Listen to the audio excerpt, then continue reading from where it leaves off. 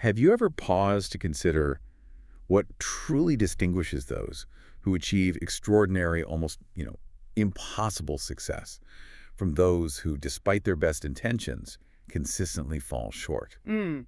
Is it an inherent gift, maybe? A stroke of luck? Or is there like a deeper, more fundamental force at play that makes all the difference? That's the million-dollar question, isn't it? What is that secret sauce? Exactly. And today we're embarking on a pretty profound deep dive into a concept that's as powerful as it is often misunderstood. Okay. It's called the discipline of obsession for success. We got some really insightful source material here, research notes, stuff that challenges a lot of conventional thinking. Yeah, the material we reviewed is, it's quite direct. It is. It's not about just wanting success. It's about a radical shift, really, in how we approach our deepest aspirations. And what these sources make absolutely clear right from the start is that success isn't something that just happens to you. Right, like catching a lucky break. Exactly. It's not passive. It's depicted as this relentless, deliberate, and deeply personal choice. An active pursuit, almost Yeah. fierce, like you said. Yeah, fierce is a good word, not just a passive wish. So our mission for you in this deep dive really is to pull out the core principles, the things that forge an unstoppable mindset. Okay. We want to help you uncover how to cultivate that deep, unwavering commitment to your goals, especially, in those moments when everything inside you is screaming for comfort. Oh, yeah, for ease, right. The path of least resistance. Mm-hmm. It's about understanding what it genuinely means to decide you simply cannot live without achieving what you set out to do. It's a different level of commitment. It really is. And we're going to cover a significant amount of ground here, challenging some pretty ingrained beliefs along the way. Good. Needs challenging sometimes. Definitely. We'll explore why chasing comfort isn't just like a benign preference, but actually a cunning trap, something that actively steals your drive. That's a big one. Then we'll move into the fascinating process of how you can genuinely rewire your mind Rewire it. How so? to not just tolerate, but to actively love consistent effort. Imagine that. Okay, that's interesting. Loving the grind. Yeah. And we'll dig into why systematically rejecting every single excuse isn't just a good idea, but absolutely crucial for making any real progress. No excuses. Got it. And maybe one of the most liberating insights from the material, how to show up, perform, and make meaningful progress, even when that thing we call motivation is completely AWOL. The motivation myth. Discipline over motivation. Exactly. Then we transition into the more practical stuff, the architecture of success. We look at the undeniable power of tracking your actions, like really tracking them. The mirror of reality. Precisely. The essential role of constantly remembering your deepest why, that anchor, The fire. and how strategically leveraging deadlines can unlock this almost unstoppable momentum. Yeah. So, yeah, get ready for some potentially serious aha moments here. Sounds good. Let's dive in. Because this deep dive is really designed to transform how you perceive your own capacity for progress and personal power. Right one. The fundamental choice. Obsession versus comfort. Okay, let's kick things off with what our sources call the fundamental choice. Obsession versus comfort. Right. Stark choice. It really is not subtle at all. And it can be, frankly, an uncomfortable truth for a lot of people. Usually the most important truths are. That's fair. The central idea, presented really directly in our material, is this. Success isn't passive. Mm-hmm. It doesn't just show up because you want it or, because you made a nice vision board. Yeah. Vision boards alone won't cut it. Not according to this. It only appears, the sources argue, when you make that profound, almost visceral decision that you cannot live without it. Cannot live without it. That's intense. It is. It's not about mild ambition here. It's about a burning, non-negotiable drive. Okay, so let's unpack the implications of that. Well, think about it. If you're not cultivating this deep-seated, almost obsessive commitment, if that fire inside isn't consistently stoked, then what happens? Then you will find excuses. It's inevitable. You'll find reasons to stop when things get tough. Or slow down when no one's watching. Exactly. Slow down when unnoticed, quit entirely when discomfort really sets in. And settle. Settle for less when progress isn't immediate. Right. It's this relentless, quiet erosion of your potential. Our sources use a really powerful analogy here. Okay, what is it? Imagine you're trying to build and maintain a fire. Okay. If you only pay attention to it when it's already roaring, blazing bright and hot, well, what happens eventually? It dies down. The embers cool. Exactly. The fire goes out. Yep. True obsession, they suggest, is about consistently tending to that fire, even when it's just a faint glow. Even when it's just embers. Yet with that unwavering belief that with consistent, deliberate care, it will eventually reignite. It will transform into a powerful, unstoppable blaze. So it's the daily, often invisible effort. That's what counts. That's the core message. The small, consistent tending. And that fire analogy leads perfectly into what the sources called the comfort trap. Ah, yes, the comfort trap. Sounds cozy, but isn't. Not at all. It's insidious, really, because comfort, as it's depicted here, it pretends to be peace. Okay, how so? It offers that soothing, almost irresistible embrace, right? A soft landing. But what it's actually doing is subtly, systematically, it's stealing your drive. Stealing your drive. Yeah. Wow. It's that quiet, insidious whisper in your ear that says, you deserve a break, or, it's okay to wait, often long before you've actually earned that break. Right, before the real work's done. Exactly. And this isn't about, dramatic failure. Most people, the sources say, they don't crash and burn spectacularly. No. No. Instead, they experience this slow, almost imperceptible erosion of their ambition, their talent, their potential, one comfortable choice at a time. That's almost scarier, isn't it? The slow fade. It is. And what's really fascinating here is how our sources point out that most people get the whole order completely backwards. Backwards how? They prioritize comfort, they rest constantly, letting ease dictate their daily actions, and then they sit around wondering why they never feel truly fulfilled. Huh. That rings a bell. Right. But fulfillment, the material argues, doesn't come from endless relaxation or perpetual ease. Where does it come from then? It comes from sustained effort, from that deep satisfaction of keeping promises to yourself, Okay. and from the tangible, hard-won results of your consistent work. So look, this isn't saying never rest. That's not the point. Right. Burnout isn't the goal either. No, absolutely not. It's about earned rest. Rest that comes after significant progress, after you've pushed yourself, not as a preemptive escape from the work that needs doing. A strategic pause, maybe? Yeah. A recharge? Exactly. A reward for effort, not a substitute for it. The sources really drive this home with a stark comparison, this simple daily choice. What's the choice? Do you stay in bed, mindlessly scrolling your phone, delaying the hard work? Or do you get up, take immediate action, and consciously choose growth? Wow. That's simple. That seemingly simple, almost mundane daily decision, the text says, is literally the line between mediocrity and greatness. That's a heavy thought for first thing in the morning. It is. It's the invisible battleground, they argue, where your future is either won or lost. Every single day. Wow. Okay. And that leads us right into this crucial distinction the sources really hammer home. Discipline over fleeting motivation. Yes, this is key. This is where the whole paradigm kind of shifts for a lot of us, I think. Yeah. The core idea is simple, but really impactful. Motivation is a feeling. Discipline is a decision. Feeling versus decision. Okay. It's not just a nice saying. It's like a fundamental operating principle for high achievers, according to this material. The truly successful, they emphasize, don't just sit around waiting for a burst of inspiration. They don't wait for the muse to strike? Nope. They don't rely on that fickle muse at all. Instead, they commit to this unwavering, almost mechanical discipline. Okay, so what does that look like day to day? Well, think about the concrete examples. They choose to wake up early, even when the bed feels amazing. The alarm goes off, they get up. Right. They stay late, long after others have packed up and gone home. Putting in the extra hours. They practice longer, pushing past that point of initial fatigue or boredom. They get really good at saying a firm no to all the distractions fighting for their attention. That's a hard one, saying no. It is. They face pressure head on. They don't shy away. They actually lean into it, see it as a catalyst. Using pressure to their advantage. And sometimes, maybe the most telling part, they choose to walk alone. Oh, yeah. You know, that lonely path where other people just don't get their intense focus. Yeah, when your friends think you're crazy. Exactly.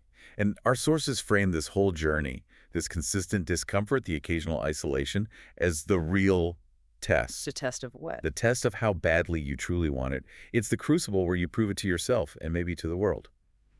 It's not the easy, energized days that build empires, right? No, it's the grind. It's the consistent, disciplined action on the hard, uninspired days. That's where the magic happens, or rather, where the results are built. And that sense of deliberate, consistent action ties right into what the sources describe as the quiet, relentless nature of true obsession. Quiet and relentless. I like that. Not flashy. Exactly. The material puts it beautifully. Obsession isn't loud, it isn't flashy, it's quiet, consistent, and relentless. So it's not about big public declaration. No, not about grandstanding or performing for applause. It's about a deeply personal, internal decision you make every single day. Regardless of how you feel. Regardless of your mood, your feelings, the external circumstances, you unequivocally choose success. You choose the actions that lead to it. And it's that repeated choice. That's the key. That repeated choice, that daily recommitment, is the invisible force that fundamentally changes everything. It's the constant, incremental stacking of small, disciplined actions. Stacking wins. Yeah, stacking those disciplined actions. Over time, that builds this unstoppable momentum that just can't be denied or easily derailed. Right. And for you, the listener, this connection is so vital. Our sources offer this poignant reminder. You only get one life. No replays, no do-overs. All right, sure. Don't waste it doing what's easy. It's not meant as a judgment, obviously. No, more like a wake-up call. Exactly. An invitation for an honest, maybe uncomfortable self-assessment. Look at your current habits, your priorities, your daily choices. And ask yourself. Ask yourself, what is your personal version of yourself you know is possible? That ideal, realized future you. Okay. And then, the hard part, are your daily actions, your quiet, consistent choices, truly aligning with that possibility? Are you building towards it or letting comfort steal it? Precisely. Are you building towards that future, or are you inadvertently letting comfort steal it? One convenient excuse, one easy choice at a time. Wow. It's a powerful call to seize control, isn't it? It really is. Seize control of your singular, precious journey. Make sure it reflects your highest aspirations, not just your lowest default settings. 2, rewiring your mind. Learning to love consistent effort. That call to action, that idea of seizing control, brings us naturally to a pretty major hurdle for most people. Rewiring your mind. Learning to love consistent effort. Loving the effort itself, that's a big shift. Huge shift, because what our sources make crystal clear is that most individuals almost instinctively recoil from genuine sustained effort. Why? Why do they? Because they see it as a punishment, Yeah. a regrettable chore, instead of understanding it as this absolutely fundamental, non-negotiable requirement for any meaningful success. So effort isn't punishment, it's a prerequisite. Exactly. And this is where that critical split in mindset happens. You are, whether you realize it or not, constantly training your mind. How so? You're either conditioning it to instinctively avoid anything hard, anything challenging. The path of least resistance again? Right. Or you're training it to lean into those very things. Yeah. To embrace them as opportunities for growth. And the ultimate goal here, the sources really emphasize this.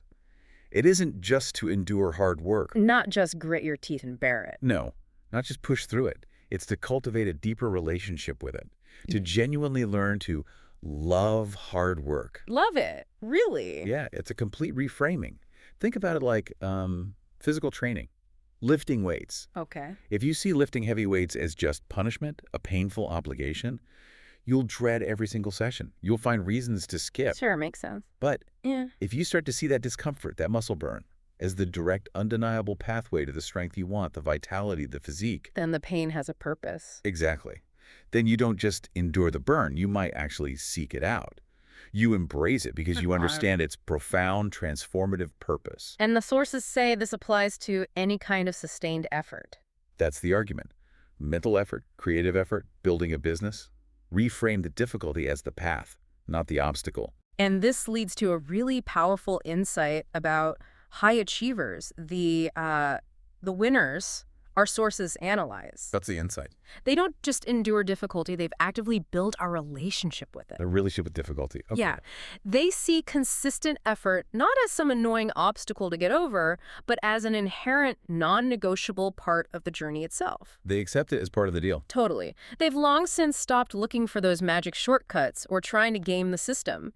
Their entire focus shifts to just consistent progress. Day in, day out. Just doing the work. Just doing the work. Their mindset, the material reveals, doesn't wait for motivation. It runs on direction. Ends on direction, not motivation. I like that. Yeah. They have crystal clarity on their ultimate destination and this deep-rooted resolve that basically nothing will stop them. Nothing. Not tiredness, not boredom, not failure. Those are just data points, obstacles to navigate, not reasons to quit. That's a powerful mindset. It is. And this concept of rewiring your mind here is incredibly empowering, isn't it? It offers real hope. How so? It implies that this addiction to comfort, this ingrained tendency to shy away from struggle, it's not permanent. It's not hardwired. It doesn't have to be. These are learned behaviors, deep neural pathways, yes, but they can absolutely be reshaped. Okay, so how do you reshape them? By consciously setting new standards for yourself, and then Yeah. consistently reinforcing a mindset that embraces the process of effort. Not just focusing on the end result, the prize. Exactly. Focus on finding satisfaction in the grind itself. You can fundamentally alter your psychological landscape that way. You build new neural pathways that actually seek out challenge. Wow. It's deliberate psychological conditioning, really, proving to yourself again and again through action that discomfort isn't a stop sign.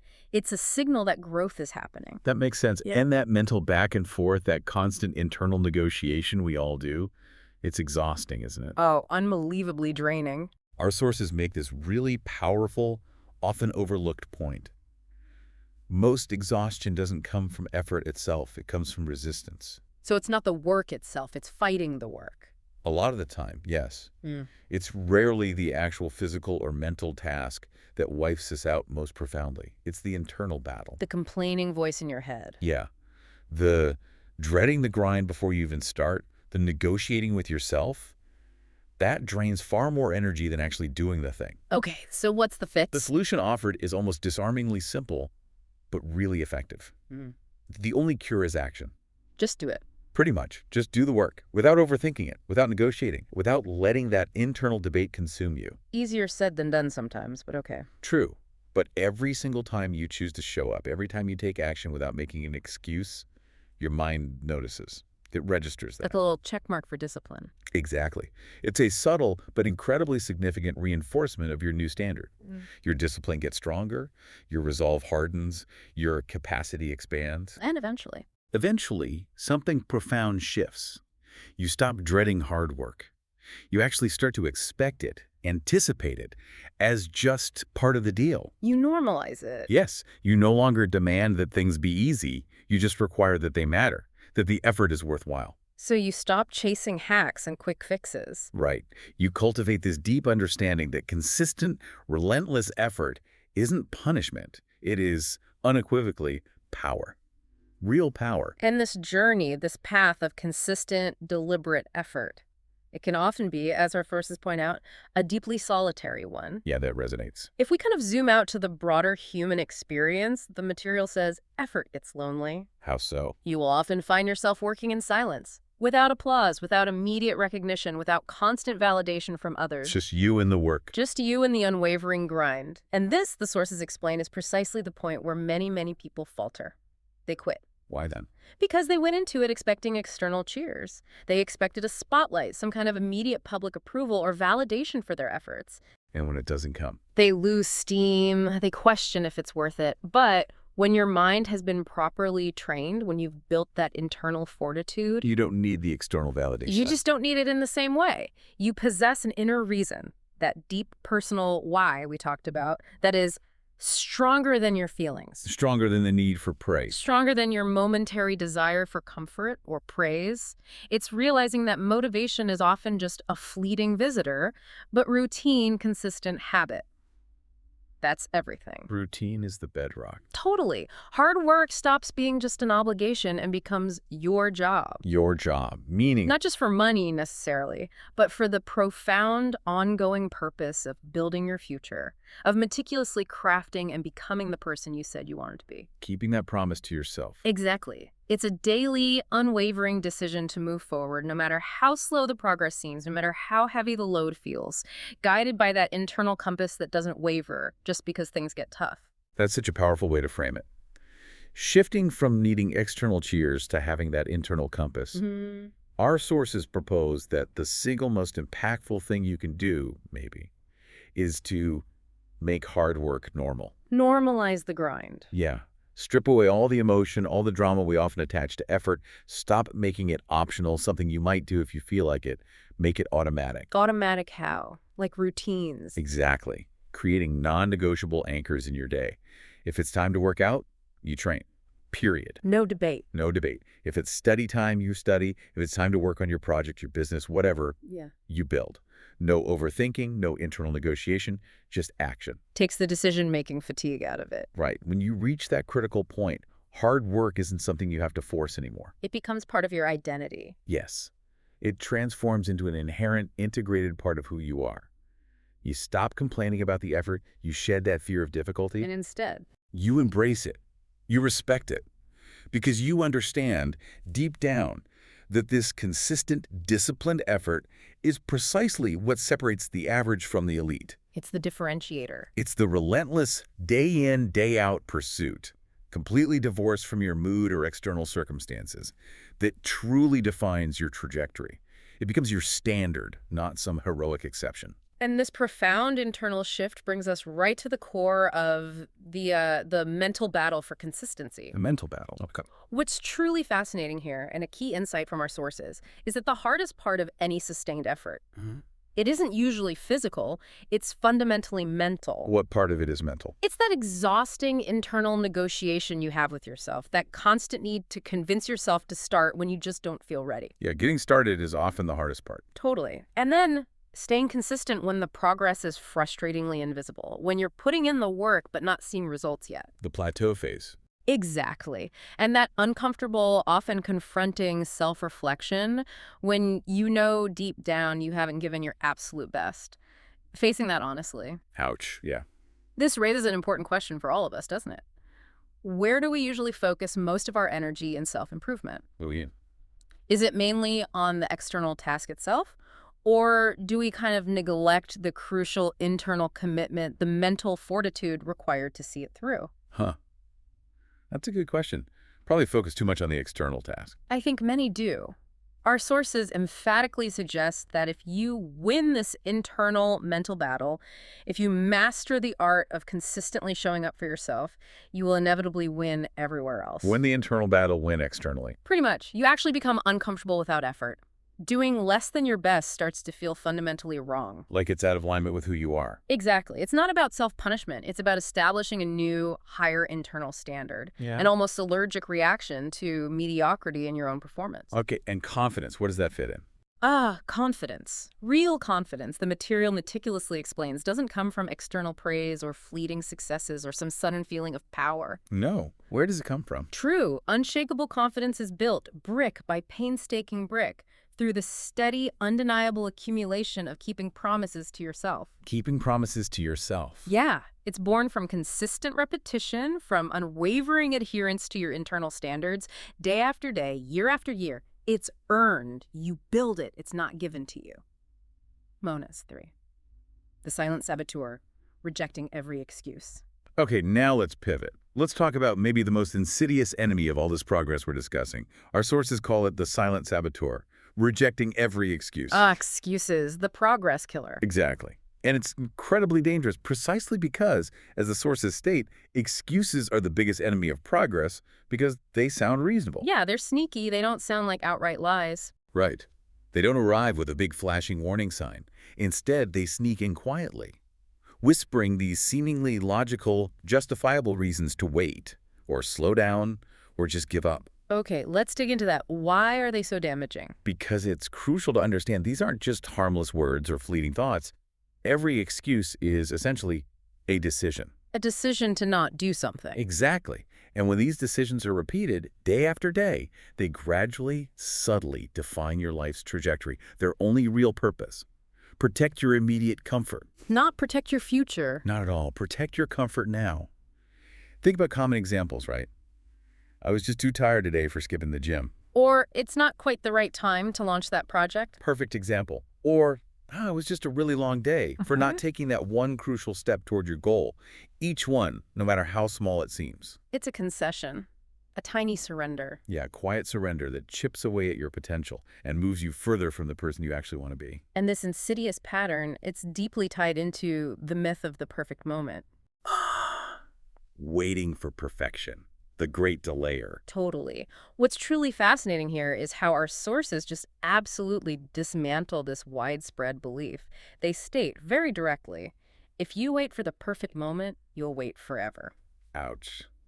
but probably true. It's powerful because it directly challenges that common, comforting idea that we need some ideal alignment of circumstances first.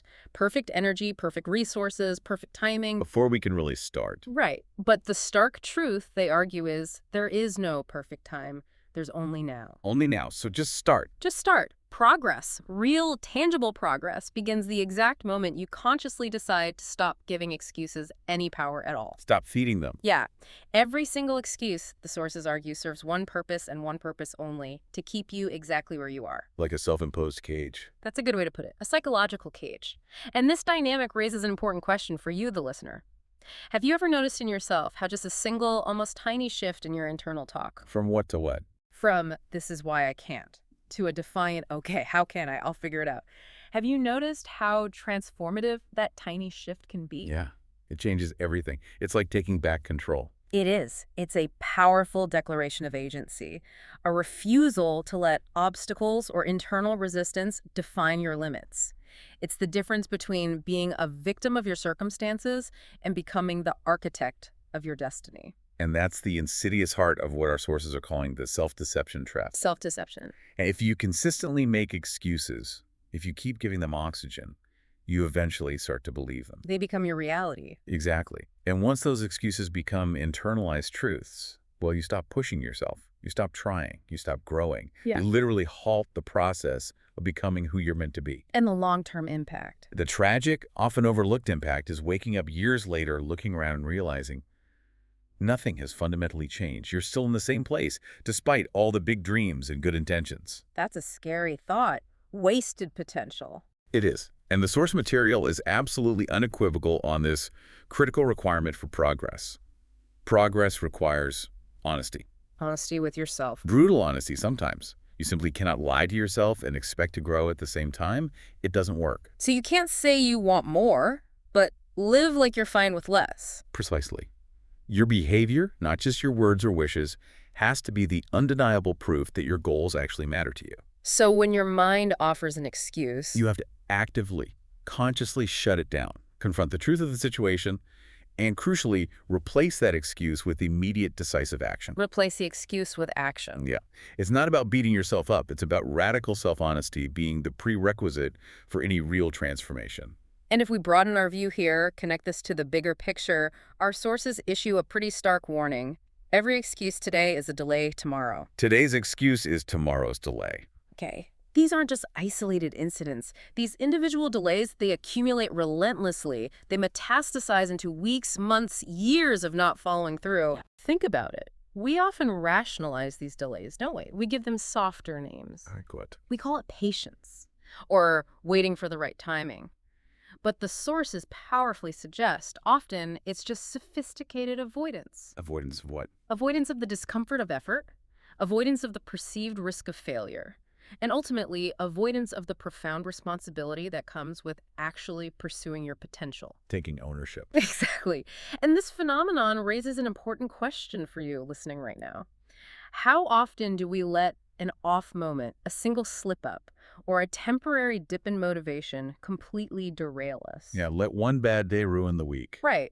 How often do we let that isolated lapse control everything, transforming what should be a minor blip into this entrenched identity built around avoiding discomfort rather than relentlessly chasing progress? That's a dangerous pattern. It is.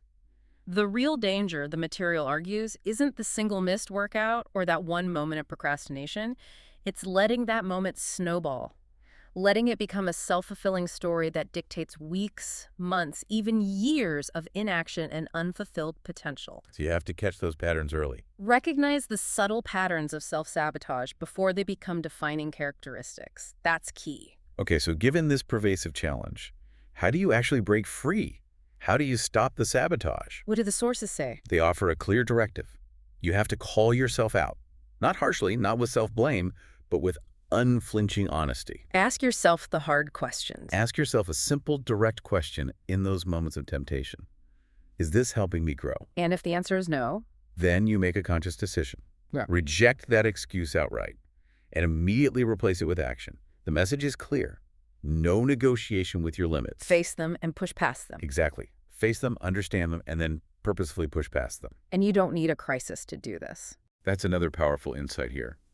You don't need to wait for a crisis, a looming deadline, a major setback, a moment of desperation to finally change. You can choose growth now. Yes. Yeah. You have the agency to choose growth now. You can decide today that where you currently are isn't enough. Not because you're ungrateful, but because you know deep down you are capable of more. Take proactive control. Yeah. Be the intentional architect of your future, rather than passively waiting for circumstances to force your hand, which is often way too late. Choose conscious evolution over reactive desperation. And it's not just an internal battle, is it, against our own excuses? No, that's a great point. What do the sources say about external excuses? Well, what's truly eliminating here is that excuses don't just bubble up from inside. They come from outside, too. You get it, like from other people. Exactly. You will inevitably encounter people in your life, friends, family, colleagues, even well-meaning mentors who might subtly or sometimes overtly encourage your excuses. How would they do that? They might tell you to slow down, take it easy, be realistic, temper your ambitions. They might project their own limits and fears onto your dreams. Yeah, I've seen that happen. But our sources deliver a firm warning. If you listen to them, if you internalize their caution and doubt, you will inevitably end up living by their standards. Not your own. Not your own deeply held aspirations. If we connect this to the broader landscape of achievement, the material emphasizes you have to be unwavering. Fiercely protect your mission. Stay absolutely clear on who you want to become. Don't let others derail you. Right. Success, the sources argue, isn't built by those who feel ready all the time or wait for perfect conditions. It's forged by those who just move forward anyway. Showing up tired. Showing up tired, pushing through after setbacks, consistently choosing the harder step when the easier one is right there. It's this unwavering testament to an almost defiant commitment, sustained despite all the pressure, internal and external. Okay, so when we pull all this together, rejecting internal and external excuses, what does it really mean for your daily life? What's the bottom line? The critical insight is the profound power of daily decisions. The difference between average and extraordinary isn't primarily about innate talent or money or perfect timing. It's decisions. Small daily choices. Small, seemingly insignificant daily choices that, when compounded over time, add up to absolutely everything. Like what kinds of choices? It's the consistent, repeated choice to start instead of delay. It's the courage to face an uncomfortable truth instead of covering it with a convenient reason. It's the unwavering commitment to take action instead of just talking about it or wishing for it or planning for it forever. Action over words. Totally. When you systematically, rigorously remove excuses from your life, when you strip away all those layers of self-deception, what's left? The truth. The unvarnished truth. And the truth, as our sources powerfully affirm, is that you already have what it takes. The capacity, the resilience, the potential. It's all there. You just need to stop getting in your own way. Exactly. You just need to stop standing in your own way. And maybe a provocative thought to leave you with on this section. Okay. You'll never regret doing the work, but you will profoundly regret the excuses that stole your time. Oof. That hits hard. Regretting the stolen time. What for? Beyond motivation. The power of discipline. Okay, let's dive into something profoundly important for anyone serious about long-term achievement. Beyond motivation. The power of discipline. Yes. Crucial distinction. Absolutely crucial. Because, as our sources highlight with striking realism, there will inevitably be days, probably many days, when you just feel heavy, slow, burdened. The tough days. Yeah, days when there's no drive, no reason, nothing inside you saying go. These aren't just minor bumps. These, the material argues, are the very days that decide your future. The days you feel nothing are the decision days. That's the argument. This is where the paradigm really shifts for a lot of us. Success, the sources make clear, isn't primarily built during those exciting moments when your mood is high, when everything feels easy and aligned. Not when you're feeling inspired. No, it's forged in silence. In those quiet, often lonely moments, when nothing external is pushing you, no one is cheering you on, yet you still choose to take a deliberate step forward anyway. Acting without the feeling. Exactly. Motivation, the material tells us, is like weather. Like weather. How? It's inherently fickle. It comes and goes, constantly shifting, totally unreliable. If your entire progress depends solely on this transient force, Your life will be unstable. yeah, an unstable, exhausting cycle. Starting strong, hitting a wall, stopping halfway, then having to restart all over again. That sounds familiar for a lot of people. Right. It leaves you perpetually wondering why nothing ever truly changes or sticks. And what's truly fascinating here is the stark, almost brutal contrast our sources draw. The people who genuinely succeed, the ones who build lasting things. What do they rely on? They do not rely on motivation as their primary fuel. They get its fleeting nature. Instead, they rely on discipline. Discipline. Okay, how is that defined here? Discipline is defined with precision as the muscle that ignores feelings and remembers the promise you made to yourself. The muscle that ignores feelings. Yeah. Yeah. It's that unwavering, resolute inner voice that cuts through all the emotional noise and simply says, do it anyway. Do it anyway. It's the firm, non-negotiable decision that your long-term goals, your deepest aspirations, matter far more than your temporary mood, your fleeting discomfort, or your passing desire for ease. Goals over mood. That's the essence. And this distinction raises an important question for you, the listener, about how most people really treat their goals. How do they? Do they treat them like firm, non-negotiable requirements? Or more like suggestions? Suggestions. Yeah, like, oh, I'd like to achieve this if the conditions are right, if I feel inspired, if it's easy. Yeah, that sounds pretty common. Exactly. Too often, people treat goals as suggestions. They show up only when it's fun or convenient, and they quickly quit when discomfort inevitably sets in. Discipline, however. Discipline changes that.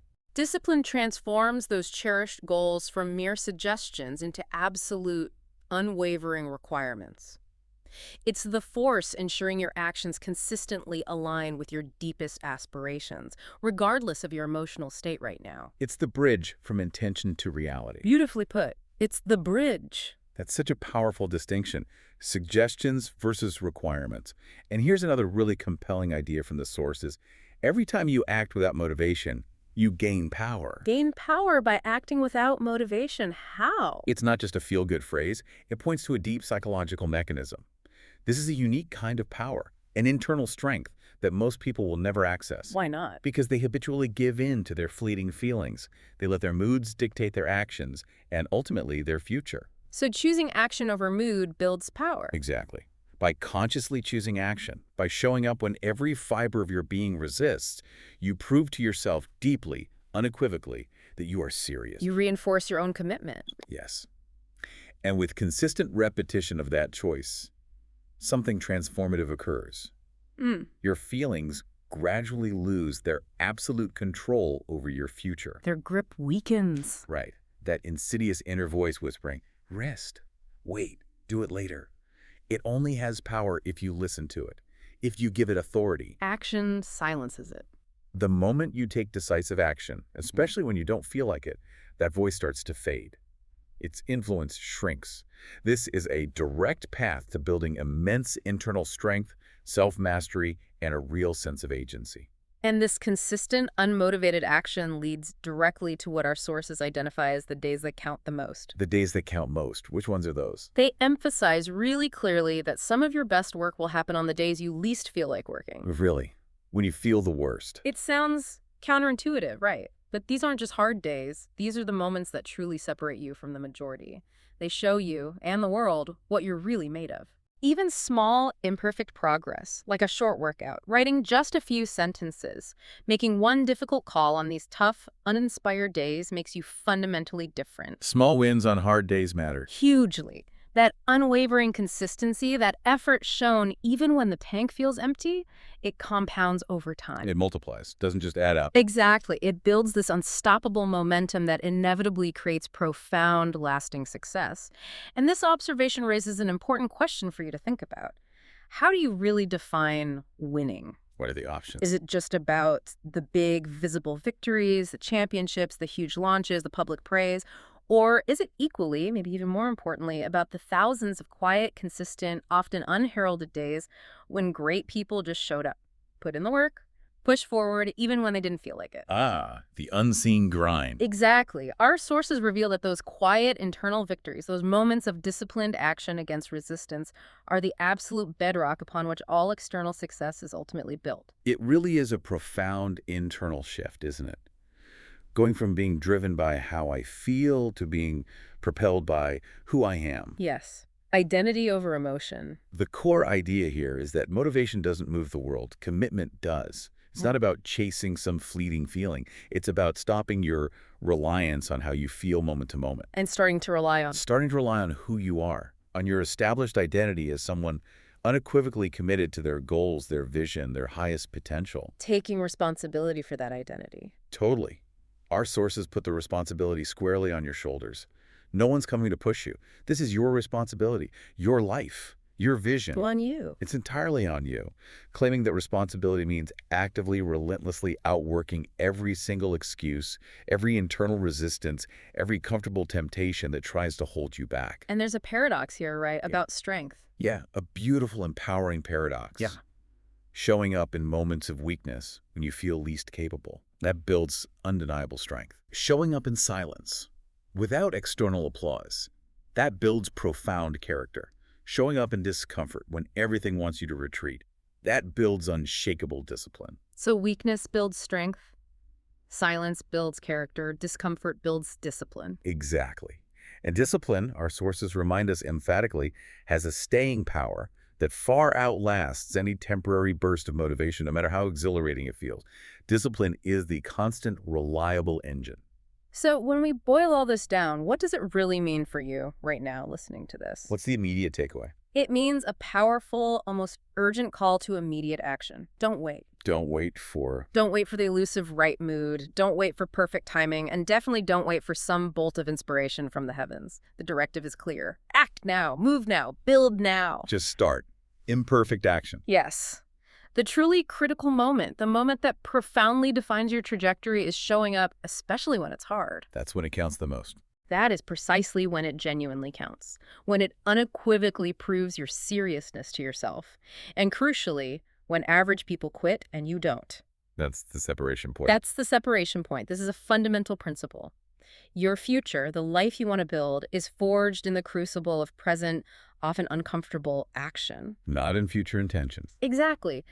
Our sources really stress this. Don't defer to some imagined future self who might feel more motivated or ready. Act with the discipline of the person you aspire to be right now. Your present actions are literally building your future self. My 5. The mirror of reality. Tracking your actions. Okay, our next critical topic takes us into the realm of undeniable truth, what our sources aptly call the mirror of reality, tracking your actions. The mirror. Can be uncomfortable to look into sometimes. Very true. But this principle is absolutely fundamental because, as the material states with zero ambiguity, you can't improve what you don't measure. Makes sense. You can't grow if you don't know what you're actually doing. This isn't just for business metrics, it's about deep personal accountability. Knowing versus guessing. Exactly. To really unpack this, think about this widespread human tendency our sources highlight. Most people consistently overestimate their effort and underestimate their wasted time. We think we're doing more than we are and wasting less time than we are. Precisely. This creates this huge, often completely unacknowledged gap between our belief about our daily progress and the stark, unfiltered reality of our actions. And that gap keeps people stuck. That discrepancy, the material emphatically states, is exactly why so many people stay stuck, just circling in unproductive patterns, despite having genuine dreams. Progress, at its core, isn't some vague feeling or hopeful wish. It's concrete. It's a tangible, verifiable pattern, meticulously built on consistent, measurable actions, not just intentions or desires.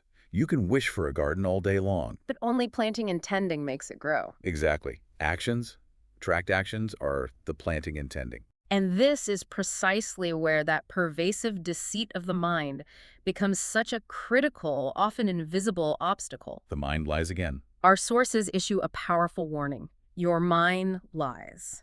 It has this uncanny ability to selectively edit your reality. So? It'll tell you, for instance, that one super productive day magically cancels out 3 lazy ones. It highlights your successes vividly. But conveniently forgets the missed opportunities. Exactly. It blurs or completely ignores the missed opportunities, the procrastination, the inconsistent efforts. This psychological bias is precisely why tracking is non-negotiable. Tracking cuts through the bias. It acts as a neutral, impartial judge. It mercilessly strips away the lies. No emotion, no excuses, just facts. Just the data. Just the data. And what's truly fascinating here is that when you confront these unvarnished facts, when you look objectively at the data of your own behavior, it can often be intensely uncomfortable. Yeah, nobody likes seeing where they fell short. Right.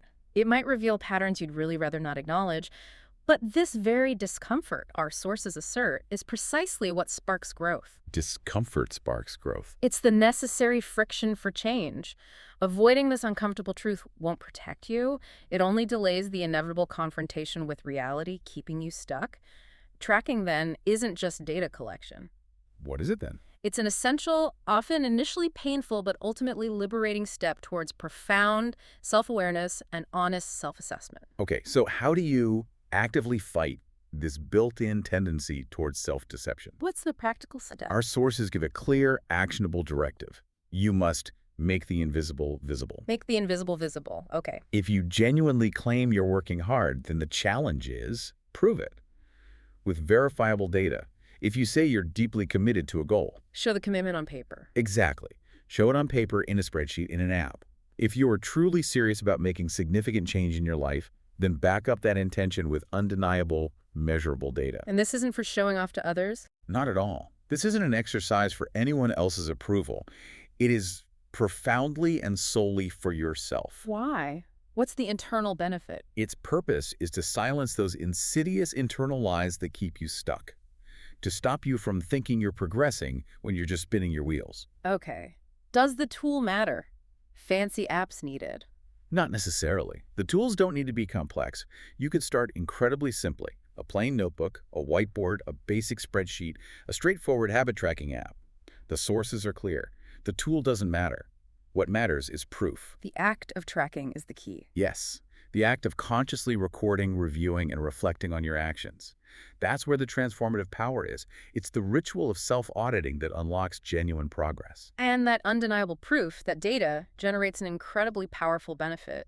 Awareness creates responsibility. Awareness creates responsibility. When you can see your choices clearly, objectively laid out, the good days, the bad days, the missed chances, it becomes significantly harder, almost impossible, to keep repeating the self-sabotaging patterns that hold you back. You can't ignore it when it's right there. Exactly.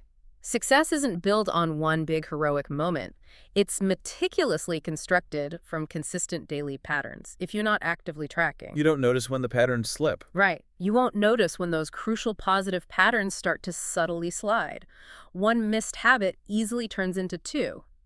A skipped workout quietly becomes a week of inactivity.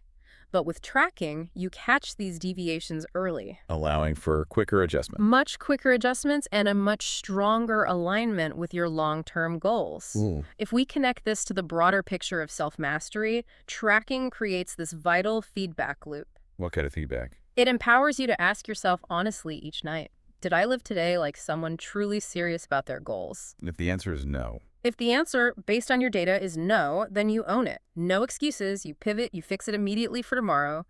This, our sources emphasize, is precisely how you take back control of your story and your destiny. Consistent self-correction fueled by data. That's the engine for relentless forward momentum. It's an interesting paradox, isn't it?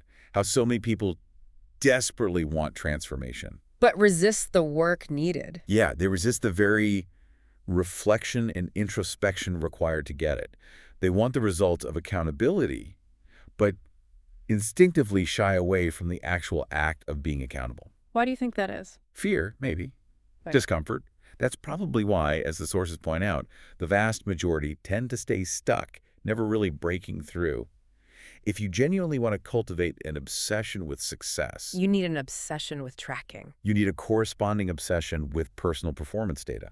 Your daily actions, your focus, your output, every single day. So it goes beyond just external metrics like sales or followers. Way beyond. It's about the internal commitment you demonstrate through your consistent behavior and the ultimate outcome of this rigorous, honest tracking. Confidence? Yes, building unshakable confidence. You no longer have to live in that nagging doubt, wondering if you're doing enough, if you're on track. Well, because you have the proof. You have the undeniable proof, the tangible record of your dedicated effort.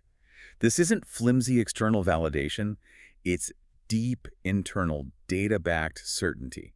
That's empowering. And what's really key here is that the ultimate goal isn't to become some obsessive number cruncher just for the sake of it. Right, not just data for data's sake. No, it's about meticulously building a robust system of awareness, a system designed to stop you from aimlessly drifting and instead empower you to consciously, deliberately drive your life forward. So focus on tracking the right things. Exactly. Focus on tracking what genuinely moves you forward, what aligns with your highest aspirations, your core habits, your skill development, your daily effort. Make your effort measurable. Make your behavior visible. Why?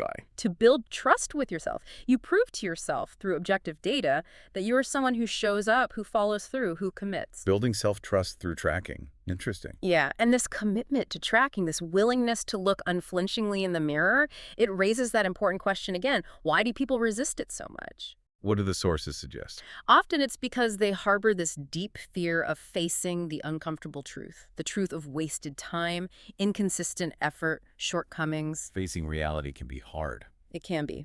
But as the material powerfully states, genuine lasting change doesn't just come from more effort, it comes fundamentally from better direction. And that direction, unequivocally, starts with embracing the truth. So tracking provides the truthful direction. Exactly. Tracking is uncomfortable initially, yes, but that discomfort is growth.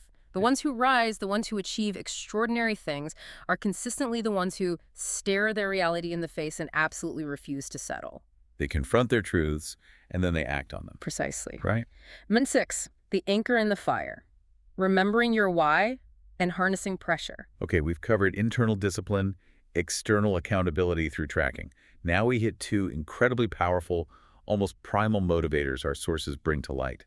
The anchor in the fire, remembering your why and harnessing pressure. Anchor and fire. Oh. Let's tackle part 1 first.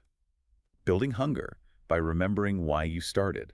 The sources give this profound directive.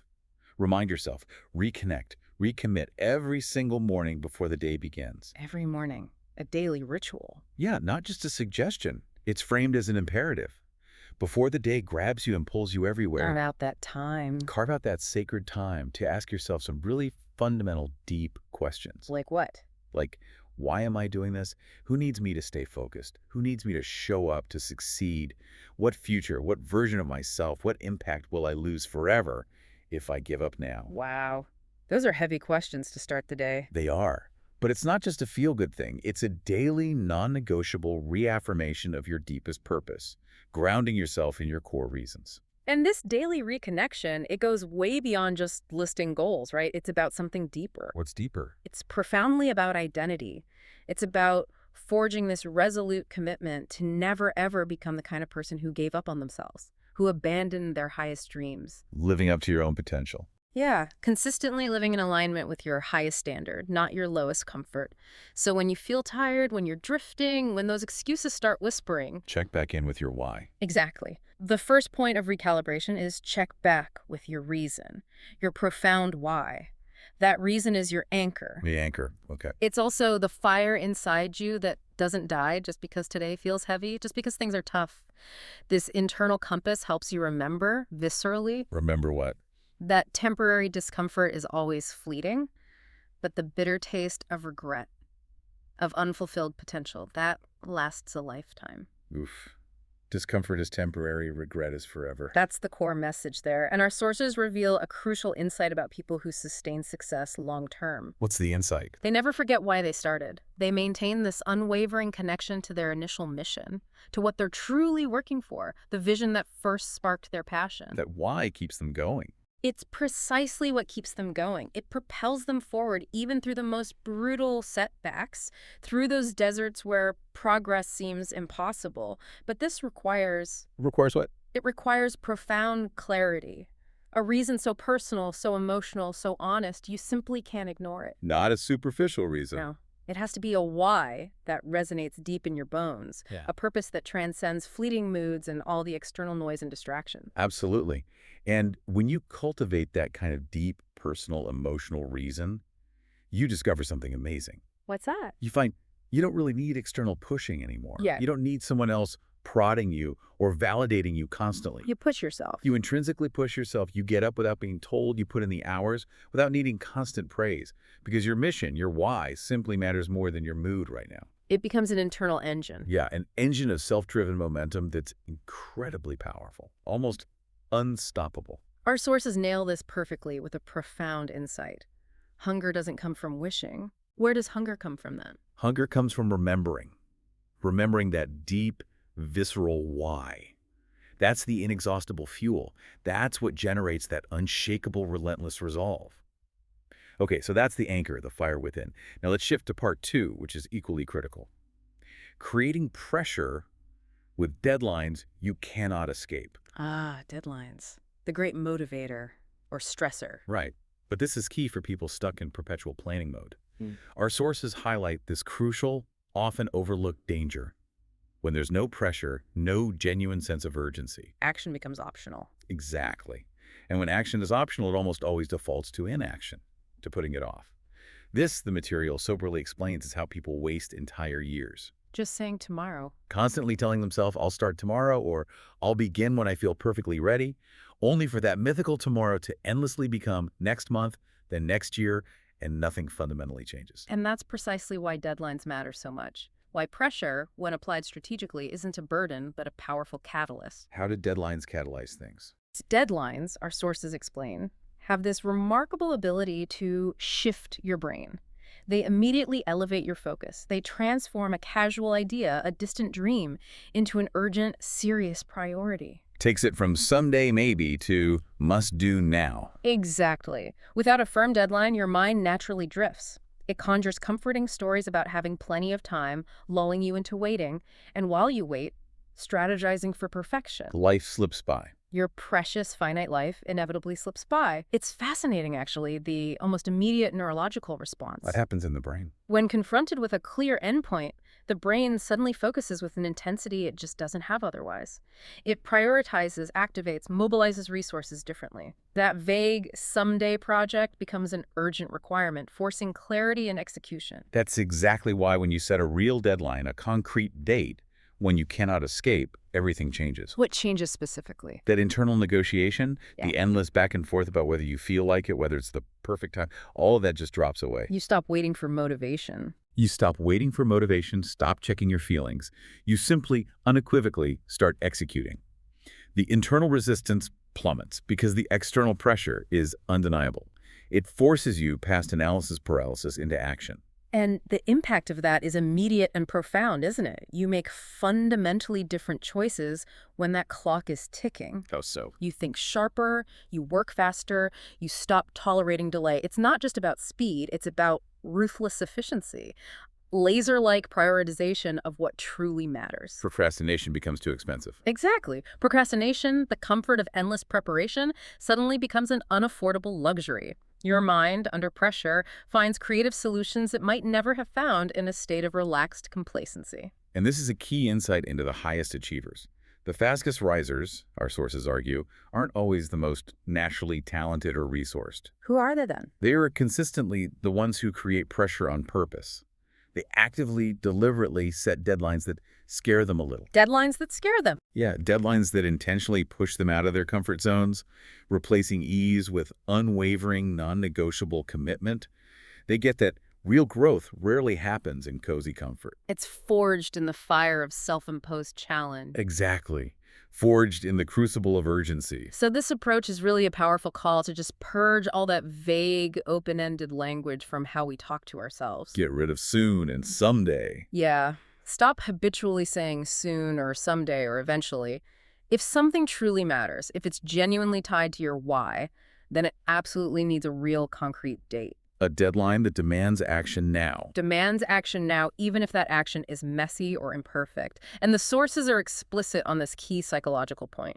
Pressure doesn't crush you. Avoiding pressure does. Avoiding it is worse. It's often not the actual focused effort under a deadline that burns us out. It's the debilitating anxiety of undone work, the looming dread of unfulfilled potential that weighs us down and paralyzes us. Embracing pressure becomes liberating. Okay, so when we pull these two powerful forces together, the internal why and the external pressure, what does it all mean for achieving big things? How do they work together? Pressure is not your enemy. It's actually your greatest tool. It's the dynamic force that compels you forward, catalyzes your growth, drives you to create tangible results. As opposed to drifting. Yeah, it stands in stark contrast to that aimless drifting, the endless prep without production, the paralyzing waiting for perfect that happens without it. This whole framework is about consciously engineering your environment, Engineering your mindset and circumstances. meticulously designing them to powerfully compel action. You tap into your deep emotional why for the unwavering fuel. The anchor and the fire. And then you apply intelligent, purposeful external and internal pressure